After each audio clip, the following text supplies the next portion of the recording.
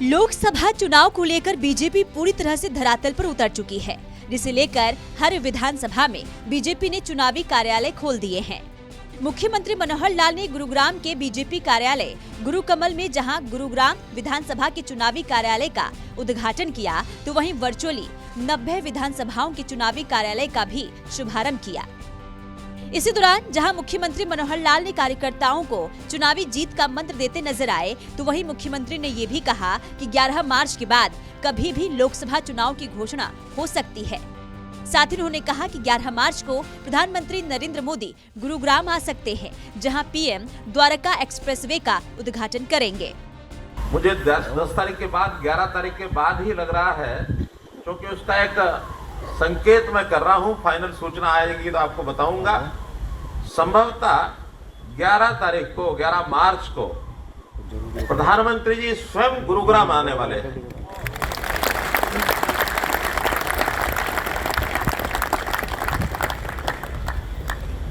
और उस दिन संभवतः अगर डिपार्टमेंट की ओर से सब चीजें क्लियर हो गई तो द्वारका एक्सप्रेसवे उसका उद्घाटन होने वाला है। यही नहीं, मुख्यमंत्री ने कहा कि बीजेपी प्रत्याशियों के चयन के लिए लगातार बैठकें चल रही है और जल्द ही प्रत्याशियों का चयन भी हो जाएगा। साथ ही उन्होंने विपक्ष पर भी निशाना साधते हुए कहा कि दूसरी पार्टियों में तो चुनाव लड़ने वाले प्रत्याशी ही नहीं मिल रहे हैं। अभी हमारे प्रत्याशी भी, उनका चयन भी लगभग होना शुरू हो गया है।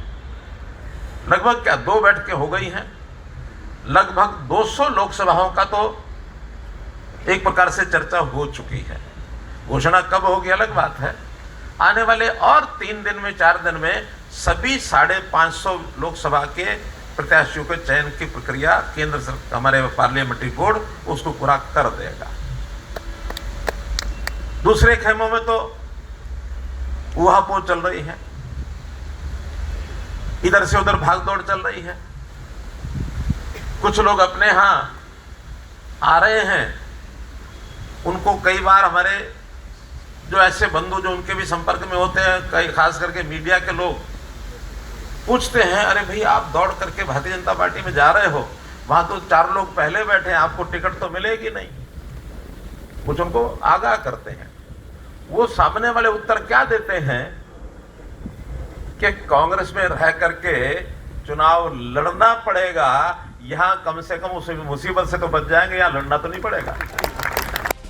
फरीदाबाद के बल्लभगढ़ में भी चुनावी कार्यालय का उद्घाटन हुआ। इस मौके पर कैबिनेट मंत्री मूलचंद शर्मा मौजूद रहे। कैबिनेट मंत्री ने कहा कि इस बार लोकसभा प्रत्याशी को बल्लभगढ़ विधानसभा से 1.5 लाख से ज्यादा वोटों से चुनाव जिताकर भेजेंगे।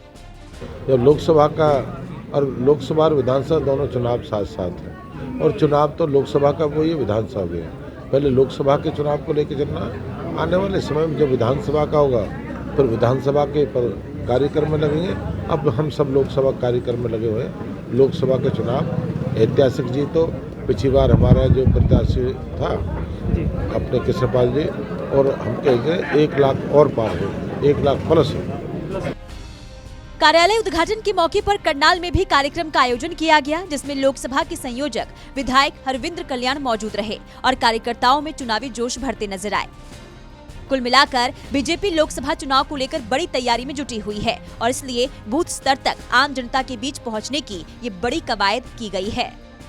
गुरुग्राम से नीरज अम्बावता, फरीदाबाद से दीपक गौतम, करनाल से हिमांशु नारंग की रिपोर्ट।